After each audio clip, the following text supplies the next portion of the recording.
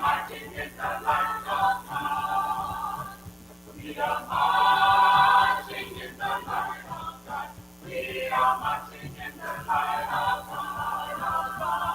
We are marching, marching, we are marching, marching, we are marching in the light of God. We are marching, marching, we are marching, marching, we are marching in the light of God. We are singing in the light of God. We are singing in the light of God. We are singing in the light of God. We are singing in the light of God. We are singing, singing, we are singing, singing, we are singing in the light of God. We are singing, singing, we are singing, singing, we are singing in the light of God. We are praying in the light of God. We are praying in the light of God. We are praying in the light of God. We are praying in the light of God. We are praying, praying, we are praying, praying, we are praying in the light of God. We are praying, praying, we are praying, praying, we are praying in the light of God. We are dancing in the light of God. We are dancing in the light of God. We are dancing in the light of God. We are dancing in the light of God. We are dancing, dancing, we are dancing, dancing, we are dancing in the light of God. We are dancing, dancing, we are dancing, dancing, we are dancing in the light of God. We are marching in the No matter where you come from, no matter where you're going, here's a place where you can take comfort in the knowing that whether if you come to stay a while or just passing through, this door is open to you. Come and let's be silent. Come and share a hug. Come, let's pray together. Come love and be loved. From the blissed out to the turned out, from the pampered to the abused, this door is open to you. Come on in, come on in, come on in, come on in. The God in us recognizes the God in you. The God in you. Whether you're black or white or gay or straight, Christian, Buddhist or Jew, this door is open to you. Morning. Glad to see all of you. Oh, we have a little reverb now. Maybe take it down just a notch or 6. Okay. Better? Am I still blasting you? Only a little bit. All right, I'm Reverend Tracy. Delighted to have all of you here. And know that wherever you are in your spiritual path, you are welcome here with us. We also want to acknowledge our friends that are watching online, so everybody wave. We're happy to have you whenever you're able to tune in with us, because this community knows that spirit is far beyond these walls, that nothing can contain the very energy of life that we are, that everyone is, and that right where we are, spirit is present. So thank you all for making the effort to get here this morning and having some fun. So joining me for fun today is our practitioner, Diane Clemens. You know, our practitioners are licensed spiritual counselors. In case you wondered, yes, they really did have to go to school for this. But the end result is that they're available to you anytime to support you spiritually in whatever it is you are dealing with, whether you're celebrating, whether you're struggling, whether you simply want to ground yourself or center yourself in any given moment. That's what our practitioners do.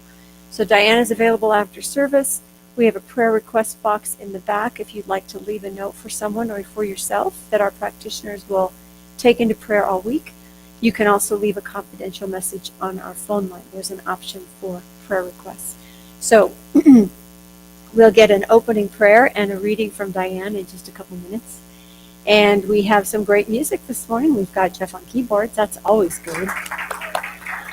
And he is supporting Rick Dale. Welcome back, Rick. So we are going to start with a song. You have lyrics in your program. It's called Spirit is in This House. If you will stand, please, and join me.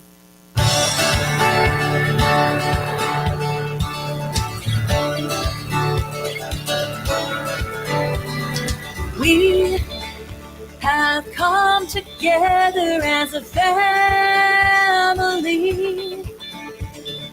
We have come here as we are.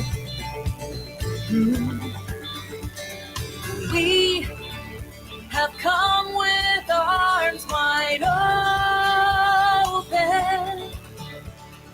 We have gathered here in love. Spirit is in this, Spirit is in this place. Ooh. Spirit is in this, Spirit is in this place.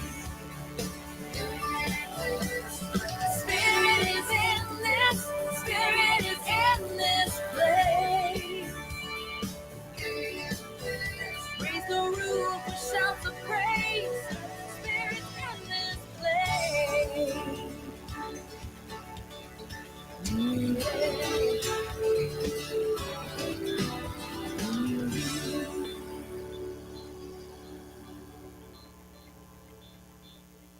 All right. I'm going to ask you to take all that joy within. So if you will, clear your laps, clear your minds, take that deep breath, and right where you are, let the sound of the bowl take you within.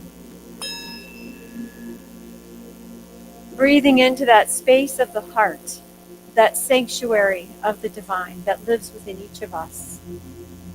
Breathing into that place of love, that place of peace. For it is right here that we remember that you and I and Spirit are all one.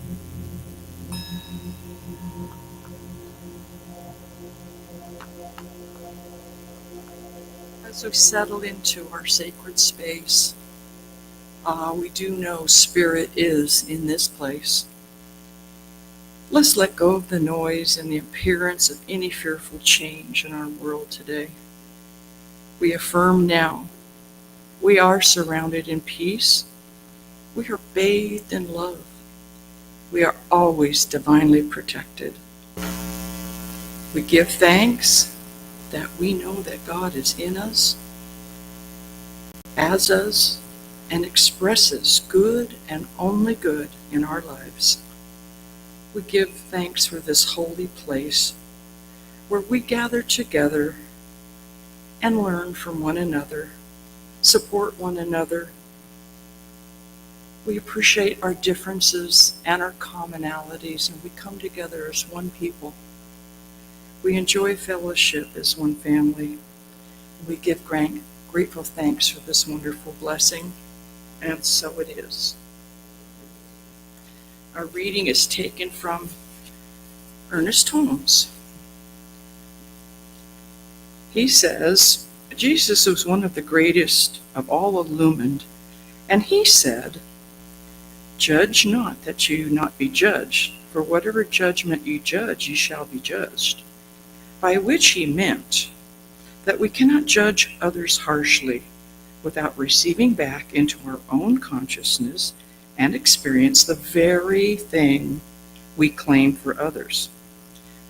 Well, Jesus was probably one of the most compassionate of all people.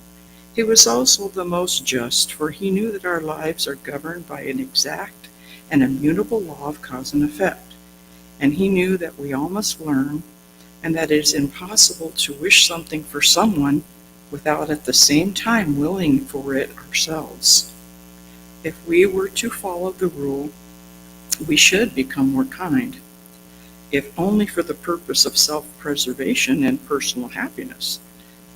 For no one wishes to injure himself. Always, then, we are placed in this position. We do not wish anything for anyone that we would be unwilling to accept for ourselves. If everyone were to live by this rule, there would be no injustice in this world. Infinite Spirit within me, which is God, causes me to think and act kindly, constrain my mind to gentleness and peace, guide my thoughts into loving kindness and eternal forgiveness, and cause me in all ways to follow the path of truth. I judge no person, and I am judged by none. It is my sincere desire that everything I do, say, or think will come into harmony with the universal truth, everlasting peace, love, and joy. And consciously I let go of everything that is unkind and seek to enter into a communion with the eternal Spirit that I shall reflect to my environment and manifest in all that I do in the spirit of kindness, of justice, and compassion.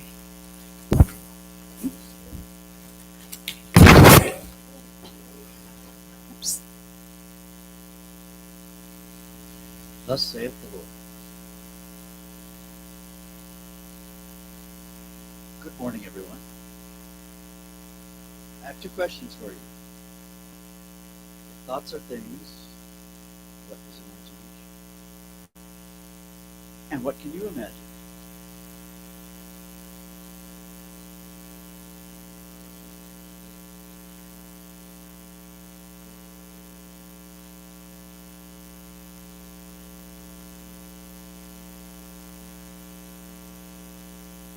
Imagine there's no heaven.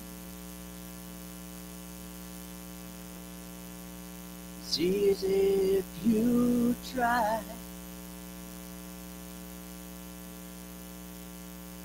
No hell below us.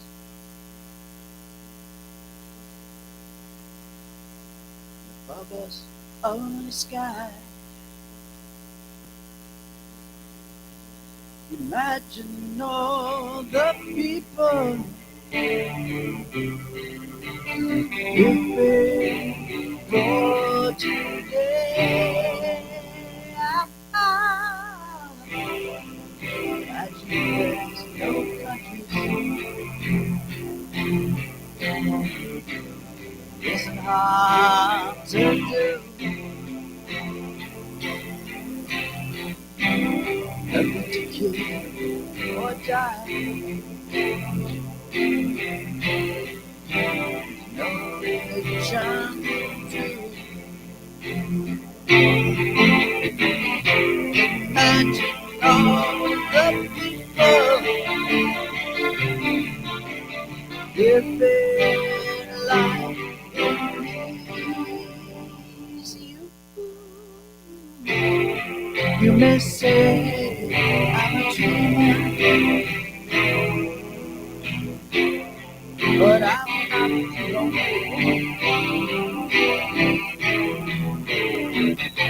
I know someday we'll join us,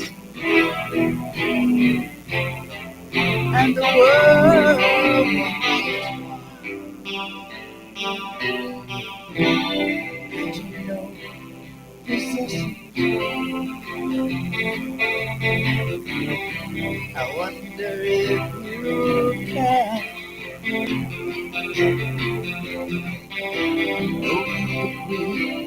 or hunger, brotherhood of mine. Imagine all the people sharing all the world. You may say I'm a dreamer, but I'm not the only one. I know someday we'll join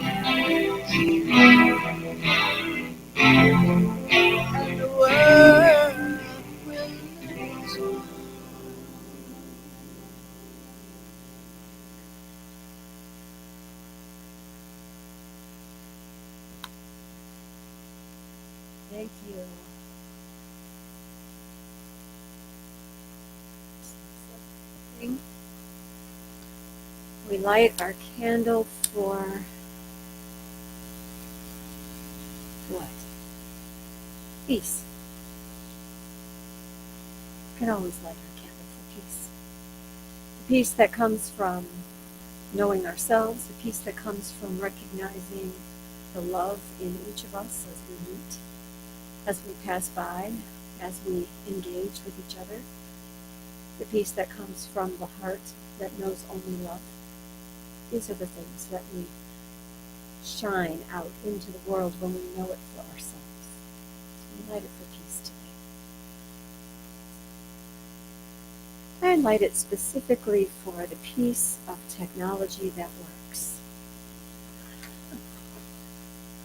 Apparently, today my iPhone decided that it no longer needed to print anything on a network printer, either at home or here at the office. Apparently, it wants to be the star of the show, and all of my quotes are here. So normally I don't read my quotes like this, but that may happen today. Just know that I still love all of you, and in my mind, I'm looking at you, okay? Yeah, so see, the first thing I want to say is like not even here. What's my title? Oh yeah, there we go, From Conflict to Connection. You know, we have a theme this month of raise your voice. And when I first started thinking about making conflict one of our topics this month, I thought it's pretty normal for us to associate raised voices with an argument. I mean, occasionally we talk about raising our voices in song. But generally, when we say somebody, I remember my mother telling me, don't you raise your voice at me. She also said, don't give me any lip. I didn't pay any attention to either of those. But this idea that raising your voice means there's a confrontation happening, or you're going to be the louder one, and therefore you're going to be the one most believed. That's a little bit of a disease in our society right now, right? The louder you are, you must be speaking a greater truth. And we know that's not true. What we know is that it's authenticity that has the most power. And when we're not coming from fear, when we choose to come from love, that is the power, the light that is felt in the world to the greatest degree. And it's really hard to remember when people are shouting. So I think the challenge is to think about how to raise our voice in a way that doesn't promote division and dissension. And to work our way back to a sense of connection. We all know from COVID that we were very creative in the ways we found to connect with each other. Do y'all remember the bubble hugs? There'd be like a shower curtain and you put your arms in it so you could hug your grandma on the other side of the shower curtain without physically making contact. Oh, some of you were not even on social media then. This was all over Facebook. Or, you know, the drive-by birthday parties and graduations and Zoom, obviously, the little square on the screen. And the problem is we have, in our minds, substituted that for true connection. It's not that it isn't a connection. It was better to meet on the screen than not at all. But it feels different when you're in the same room. It feels different when you're having a face-to-face conversation. That there is a way of connecting that reminds us that we're more alike than different. If we're only looking at social media, which is how most of us navigate the outer world today, except for maybe our jobs or perhaps Sunday mornings here, if we're only on social media, we're being bombarded all the time. So one of the reasons that conflict gets escalated is because we have a neurological response to conflict, and we forget how to override that and stay present. So let me read you this. This is John Pavlovitz. He's one of my favorite columnists. And he reminds us that the world has changed and we are still adapting. There was a time not that long ago when you and I would come across a headline or read a news report informing us of a tragedy happening somewhere in the world. We would see it once, we would be informed and moved, and we'd begin to process our grief and craft a response to it all. The burden of the story was real, but it was proportional. Now, each headline or news report is almost immediately accompanied by a few hundred or even 1,000 other versions of the same story. People may be relaying their shock, lamenting the damage, questioning the implications. Maybe they're providing follow-up stories or acting as reporters. But the net result is that we are now awash in multiplied devastation and sadness. We've been thrust into a perpetual urgency because each single bit of very bad news has been so magnified by the real estate it is given. Every notification raises our heart rates, deepens our sense of doom, ushers in a growing sense of hopelessness. These are things we have all felt in this last couple of years of just really not knowing how to manage all that comes at us all the time. And it happens over and over again every day. Every day. We've talked a lot here about how to keep our balance, how to stay centered, how to reground and refresh ourselves. You know, we are all part of this world. We want to engage, and yet we cannot do it if we feel helpless and hopeless. If we ourselves are so afraid that we lash out at others, then we are simply contributing to the cultural problem of disconnection, of division. Roger Teal was the longtime minister in Mile High, the largest Science of Mind congregation in the U.S. And he wrote that conflict is inevitable, but resentment is optional. Suffering is optional. Violence, belittling, self-sabotage, rejection, hatred, and unhappiness are all optional. We have the spiritual wherewithal to claim more magnificent and life-affirming options for ourselves and for the community of humankind. So you see, it's our spiritual nature that's going to bring us through hard times, that's going to repair relationships. It's our spiritual awareness and expression that is going to build the bridges over these walls and moats that we have created in our culture. So Ernest Holmes puts it this way, and I just came across this. I don't remember reading it before, and I thought, this is perfect. This is what life is to me. Suppose each one of us goes out into an unknown country and works an acre of land. There are 250 acres, and each person will take an acre in the same land. There are not 250 different kinds of creative processes in the soil. There's only one kind of creative process common to all 250 acres. But we are people, so each one plants his plot the way he likes. Then everything is different when it comes up, and people who see it say, here are 250 individual acres of land. There's no such thing, Holmes says. There are 250 individualized plots of one creativity operating through the soil. There's really no such thing as what the psychologist calls your subjective mind. Each of these acres did have different kinds of plants, but there was only one principle in the soil that operated upon different ideas to produce them. So every person, as a result of their thinking, subjectifies, in other words, makes it their own.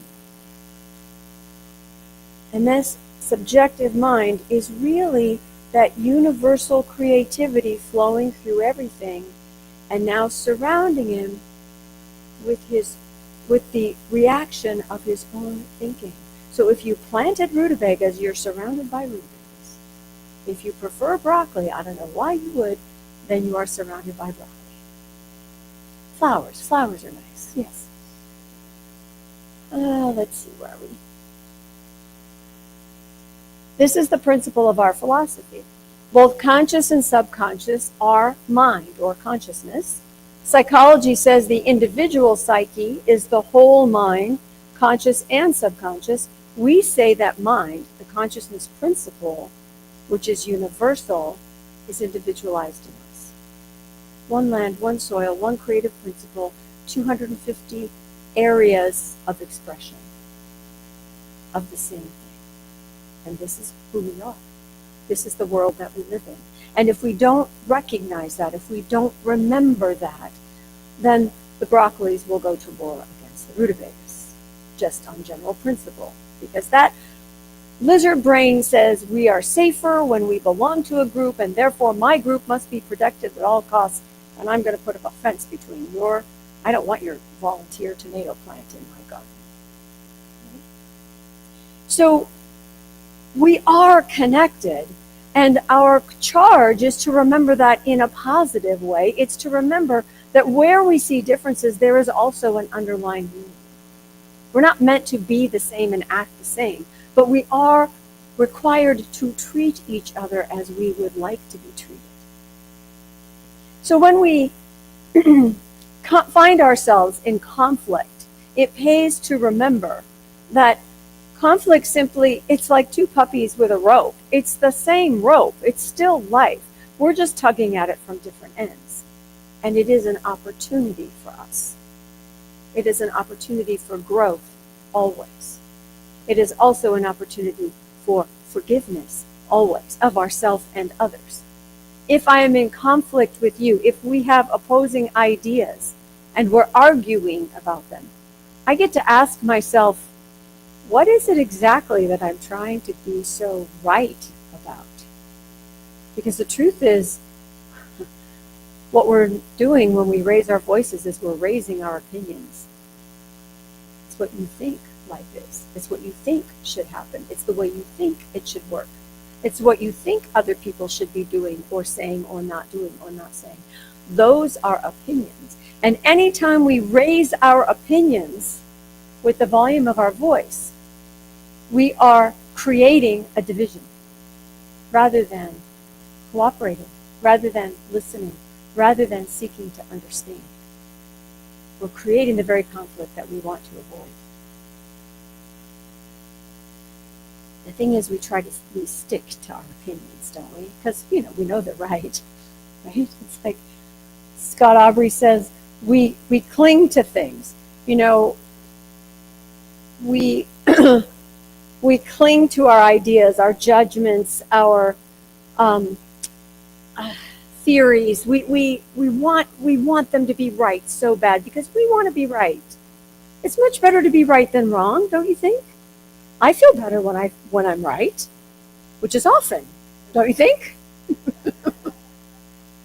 I think that's what you pay me for, is to be right. Yes. So really, what that conflict does is it gives us an opportunity to ask a few questions. It's like, what can I discover about myself or about my ideas or about my opinions that I may be willing to shine a little light on, maybe shift them a little bit? All this noise in the world, it's like static on the radio all the time. And so these habits, these judgments, these opinions, it's like static cling, right? The thing you don't want. You pull your shirt out of the dryer and it like wraps itself around your arm with that crackly sound. It's like we don't want static cling. We don't want to cling to things that don't serve us. We don't want to keep repeating the same thing just because that's the way we were raised and find out that, that's not even true anymore. That's not who I am anymore. That's no longer what I think. So being in conflict allows us to question ourselves, to understand ourselves better. What is it about what I'm saying that's true, and is it still true? And what else might also be true? The other meaning of the word static is that it's fixed. Ernest Holmes talks about static thought, that if we are static in our thinking, we stop the flow of life. Static in our thinking is a habit. So we get used to thinking a certain way and then we never move off that position. Now, it may be a good position. It may be that love is good. I can stay with that my whole life. That's great. But if I've created a habit because I've stopped letting in new ideas, or I've stopped listening to people, or I've stopped being open at the top, being willing to take in new information, I'm not doing myself any favors. I'm not doing you any favors. We're not doing the world any favors.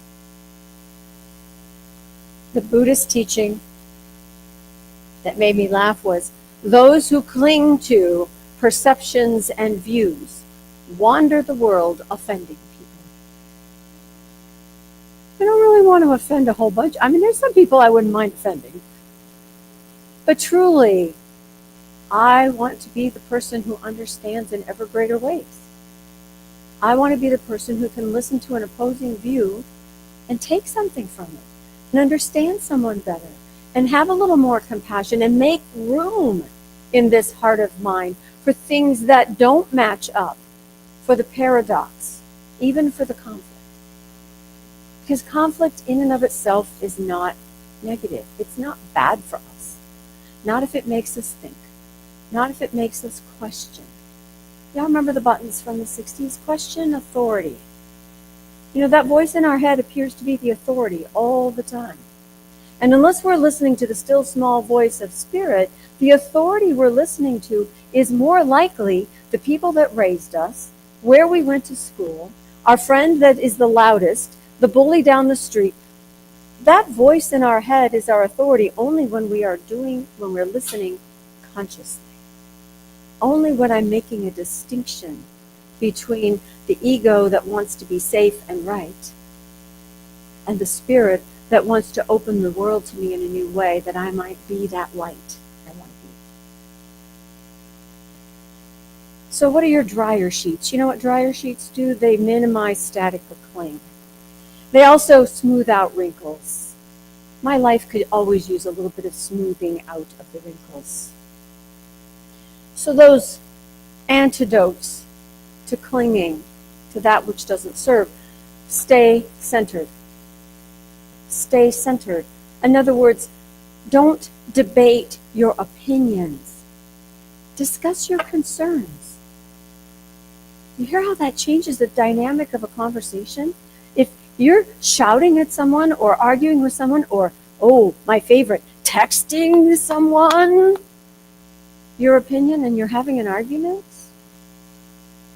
you're debating opinions. But if I stop and I rephrase it and I say, you know, I think we both want it to be quieter in the office. I know this particular noise bothers me, and I know you sit really close to the kitchen, and maybe we can come up with some new ways to quiet things down when we're trying to work. It becomes collaborative, it becomes cooperative, it becomes creative. I can't be creative in a healthy way if I'm not centered. So the first spiritual practice is to get centered, whatever that means for you. You know, you have to know your divine self so that your human self can show up well. So you need to take a walk. You need to take a breath. You need to take a pause. You need to take a break. You need to get enough sleep. You need to read something that's not news. You need to read something that nourishes your soul. You need to come here. You need to hang out with your friends. We need to be centered. We need to stay grounded. Not just once a day, kind of all along the way. The other way, the next dryer sheet, the thing that's going to help with that clinging opinion or judgment or, I've got a couple. I really have a hard time with people who drive a Prius. No offense, Graham. Because my experience, the people in the Prius ahead of me on the freeway are going 10 miles an hour slower than everyone else because they're watching the little gauge that says how much money they're saving on gas. And while I am grateful for you to save money on gas, I would prefer that you didn't do it in front of me. We all have, yes. Well, that could be too. And we all have these things, right? We all have these things. So I want to be centered as I move through the world, and I want to be curious rather than judgmental. I want to be on a journey of discovery. I want to seek first to understand. In other words, I need to ask myself those questions. What can I learn about myself in this conflicting situation I find myself in? How might we pool our ideas together to come up with a new solution? How might I be more creative in my approach? How might I be more gentle with my words? Tell me more about what brings you to that idea, or what brings you to that opinion. Or what problem are you trying to solve here? Maybe I can help. Maybe I have an idea. To be curious is the opposite of being judgmental. To be curious is not to give someone advice or tell them what to think, because we all know how much we enjoy that. You know that unsolicited advice is always criticism, right? Those of you that offer unsolicited advice, pay attention. It's not meant that way, but that's the impact it can have, right? So if we're being curious, what we're doing is we're wondering what else could happen. What other way forward is there? Do I have to stay stuck here? No, I don't. I have dryer sheets. The static goes away. It doesn't cling to me anymore. And the third thing that helps eliminate that noise in the world is to accept connection. You know, it's one thing to come in here on Sunday or to do your morning reading of the Science of Mind magazine and hear and believe, you know, we're all one. Spirit is one. God is all there is. Right here, right now, me, everybody. And it's another thing to remember that in a room full of people or online. Really hard to remember it online. Really hard to remember it when people are carrying signs. And it's not that we aren't supposed to speak up for what we believe in, but there is a way to do it that acknowledges our connection, that we are all part of this same soil, even though we have our little baby plots all laid out. That we are part of something larger than any daily occurrence, because that changes the way we talk to each other. It changes the way we listen to each other. It changes our level of patience. If you're around a screaming child who's only this tall, chances are you're not going to be able to reason with them. But if you are patient and you stay calm, they too will calm down. And then you can find out what's wrong, and then you can take some creative step to make it better. We're all toddlers inside. We're all still living our lives on the elementary school playground. Some of us got a little bit better at being nice to each other by 6th grade, and some of us never did. So those are the people that need us to show up well. And showing up well is to show up from love. Because the divine within us only knows connection. We need to remind the human within us that that is still true. And that allows us to choose to co-create, to come up with common solutions, to find common ground. And even when we still disagree, we can say, you know, I understand your viewpoint. I don't share it. Well, how do you argue with that? I mean, some people might try, but the truth is, I don't have to share your viewpoint on everything. You don't have to understand why I believe everything I do. But if you understand why you believe everything you do, you'll give people a little more room to be themselves. And what that also means is when we are not in judgment, we change our focus. Going back to that idea of staying centered, you know, there's always bad news in the world. There always has been. Human beings do not treat each other well, especially when they're afraid or feel like they're under threat. But if we remember that there is also infinite joy in the world and majestic mountainsides and beautiful people and rich spiritual traditions and fabulous food, if we can appreciate the beauty of the world to the same degree and give it our attention to the same degree, if not more, than that which is difficult, we will continue to shift everything upward. We will continue to lift the consciousness of not only ourselves, but those around us. And that's really what we're all looking for. We're looking for a little peace. We're looking for more love. We want to feel safe. We want to know we can grow and blossom. We want our kids to have as much, if not more, than we did. Everybody wants that. We just go about it so differently, right?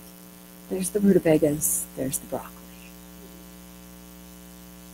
But if we are able to listen to each other, if we are able to stay grounded in the spiritual truth that all of life, all of love, all of joy is within me, then I can bring that to any conversation. And the puppies pulling on both ends of the rope becomes play instead of war. If I can remember to hold my own opinion back so that I might understand yours more, then maybe we can find a small amount of common ground where there is peace. Maybe we're both part of a service organization doing good in the world, and we don't care about each other's politics or religion or economic status because we're working towards a common good. The truth is we share a common good with everyone, whether we know them or not. We'll never know them if we only call them different and hold them out here. The thing is, if people are doing this to protect themselves, they think, it doesn't help for us to do the same thing.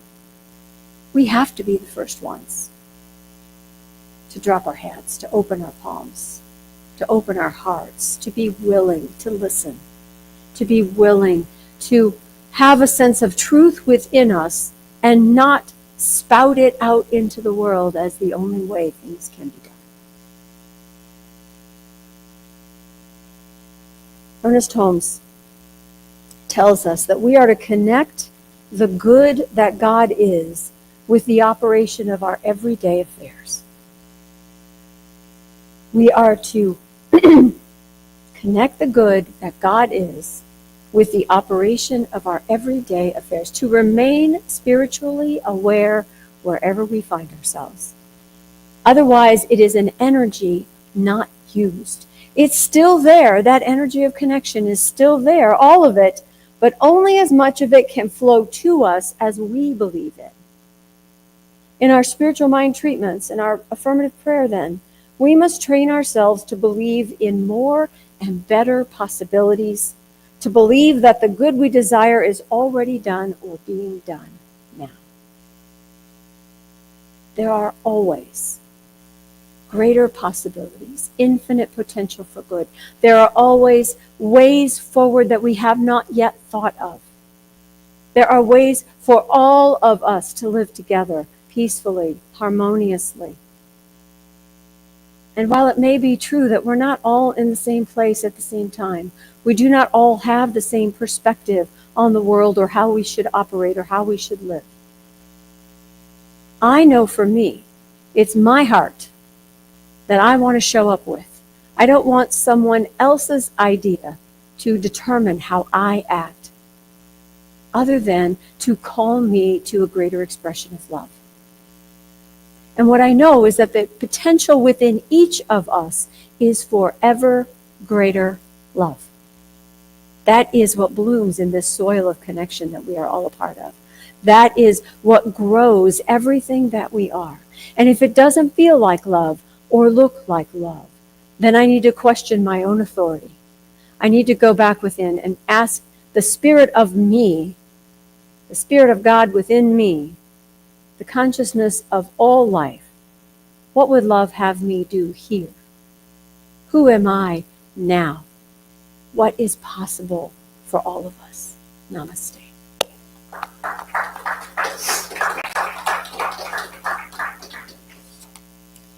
I invite you to join me in a moment of prayer.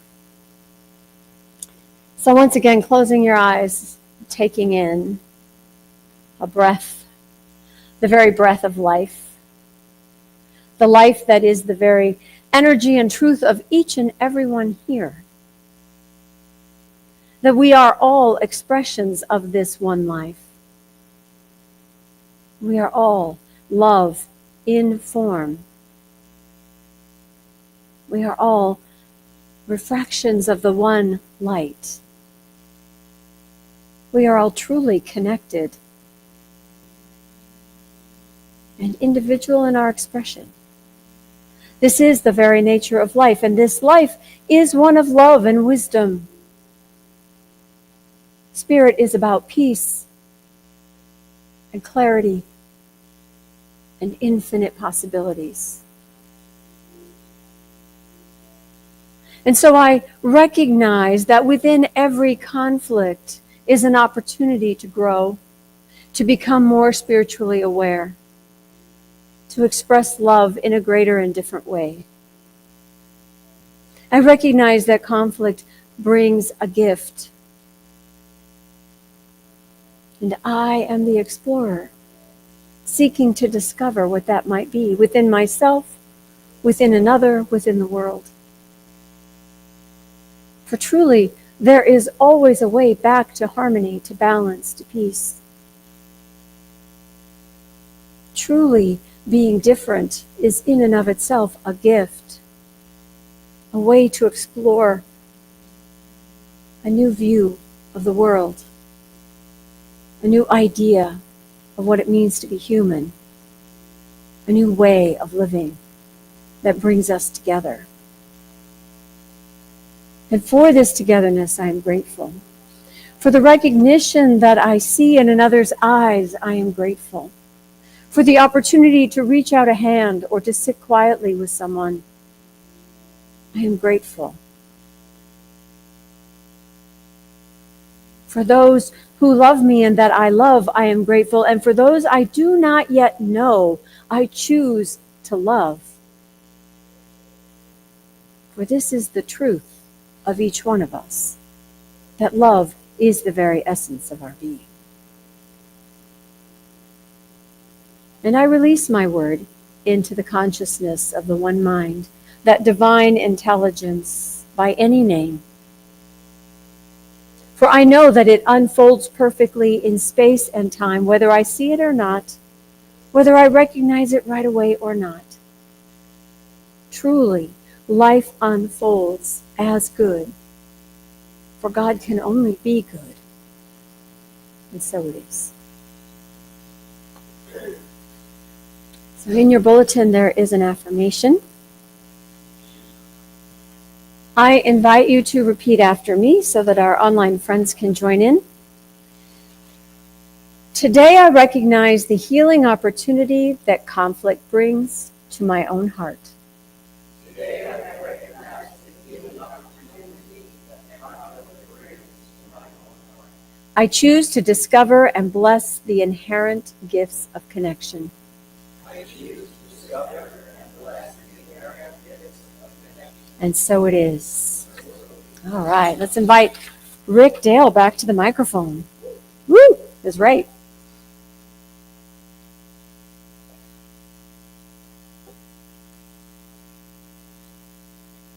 Reverend Tracy, I have just one thing to say. Just one? You're right. Thank you. Thank you. I was scratching my head about what song to do for conflict and connection, and my beautiful wife said, "Rick, you did that song that you did 20 years ago." So it's called "The Light in Me."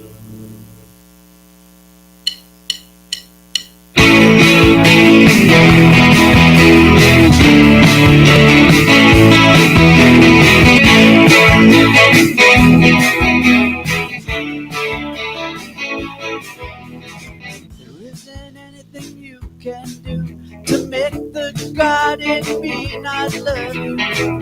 There is nothing you can say, cause spirit in me to turn away. Speak your truth to me with love, even though I may not see your point. I see the God in me, and I know you see the light in me.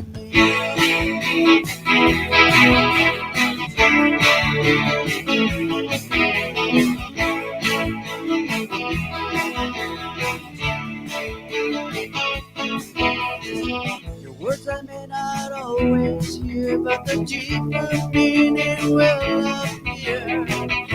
and I might not agree, but life we share is a harmony. Reach me your two with love, even though I may not see your point. I see the value, and I know you see the light.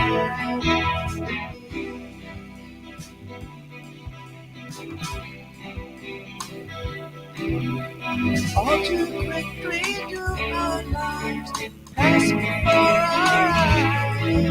And far too many of our tears are wasted on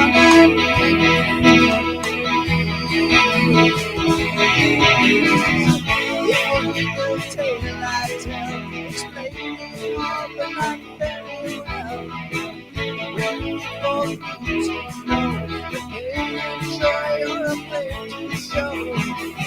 Open up and say what you need. Tell me where you live and what you need. I can give these guarantees that I will try to see you will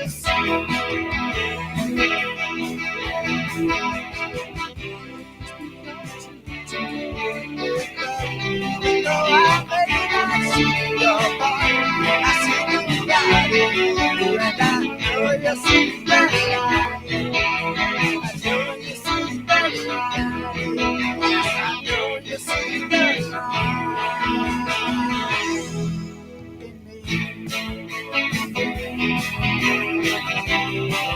You see the light in me.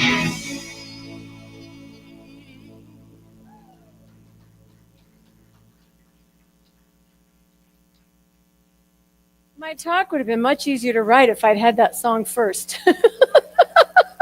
So I need to have that one at home. That is lovely. Thank you. You may do that song anytime you like, because that was perfect. Okay. Okay. And she really calls you Ricky? Okay. Okay. Fair enough. We all have nicknames, don't we? All right. So I'm going to invite our ushers to come forward. And we're going to know that what we contribute here is a way of spreading the love and light that we are out into the world. It allows us to maintain and improve our beautiful campus. It allows us to do programs and advertising. It allows us to come together and know our own abundance. So I invite you to say with me our prosperity affirmation, and I'm going to invite you to sing that same affirmation while the ushers walk through the room. So we'll say it first, and then girls, are you okay to walk and sing at the same time? Okay, just checking. All right, so we'll say it together. Divine love through me blesses and multiplies all that I am, all that I give, and all that I receive. I am prosperous now. Divine love through me.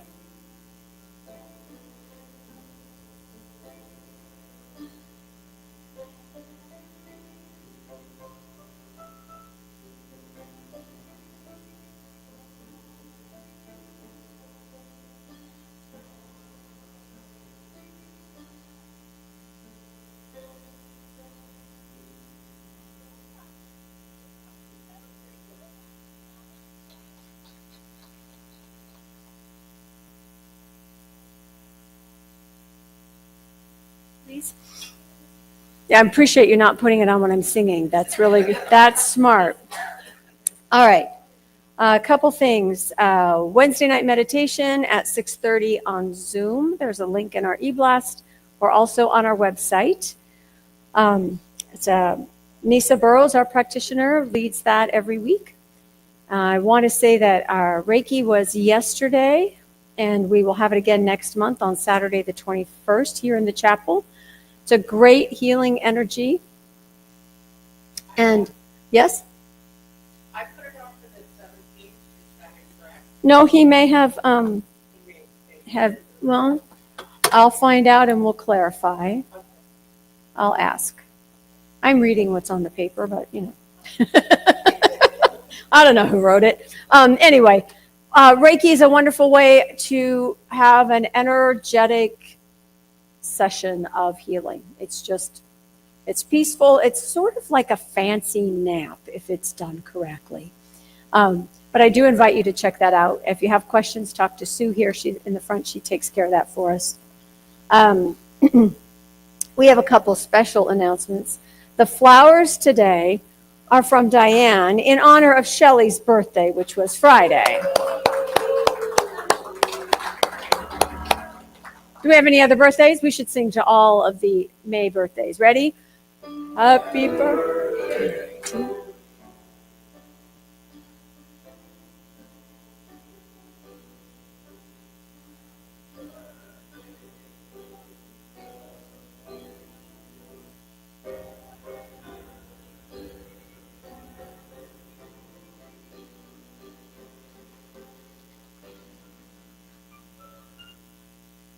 All right.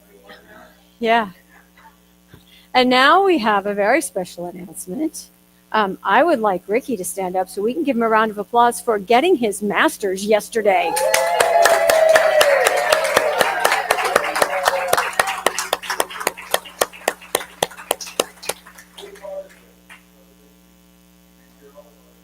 All right. Yeah. You know, you start coming here, you ask for a little prayer support, and magical things just happen all over the place, don't they? All right, congratulations. It's a job well done. Absolutely. All right, do we have anything else? Oh, yeah, Susie has an announcement. Susie, come on up. There's a microphone just for you. Susie always sparkles.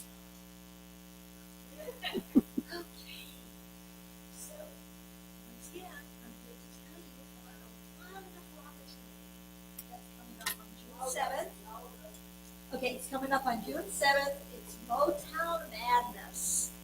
And we have wonderful medleys of our favorite songs. And that's going to be on June 7th, Saturday at 4 p.m. And the concert is about an hour and a half. And tickets are $25. And I just happen to have some. And it's at the Claremont Presbyterian Church on 1111 North Mountain Avenue. So please come and join us because it's going to be a fantastic concert. And it is our big fundraiser. So thank you. Susie, I just want to know if you do all the pips part of the Motown. Oh, it's a surprise. Okay, that means yes. All right, I think we're all caught up. We've got coffee afterwards, but for now, let's stand up, move to the sides, and sing to Eddie Watkins Jr. Take a look at the person next to you.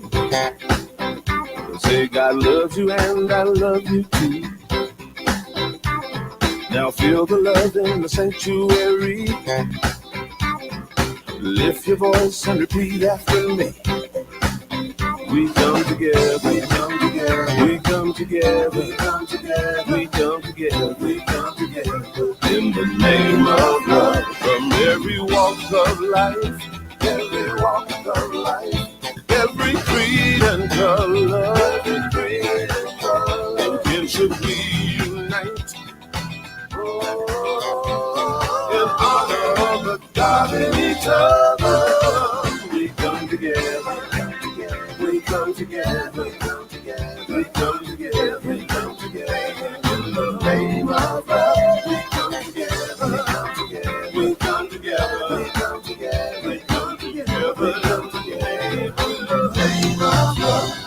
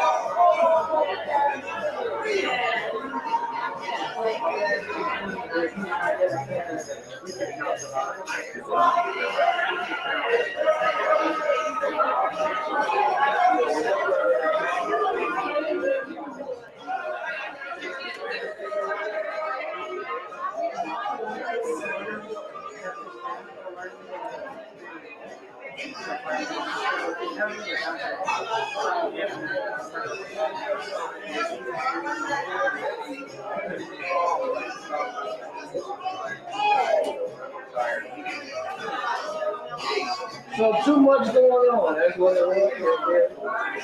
Too much. I'm very worried.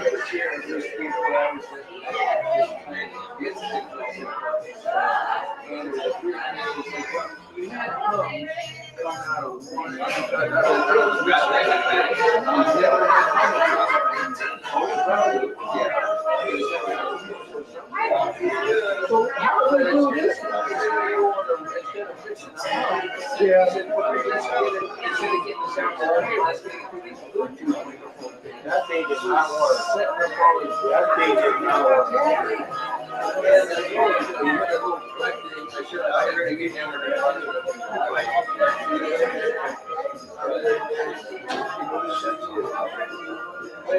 So here, we just get here.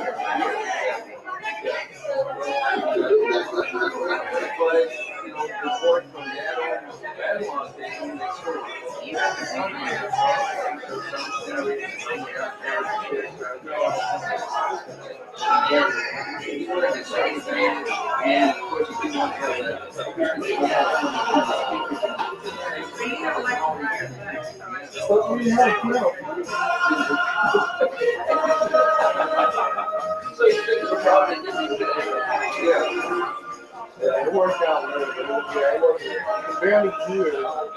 You got it through the phone. You have to play it through the phone. You hear the music and not the music. So the second song sounded a little bit, but yeah, I was like, I couldn't figure it out. I was on me. But I said, it's gotta be something simple.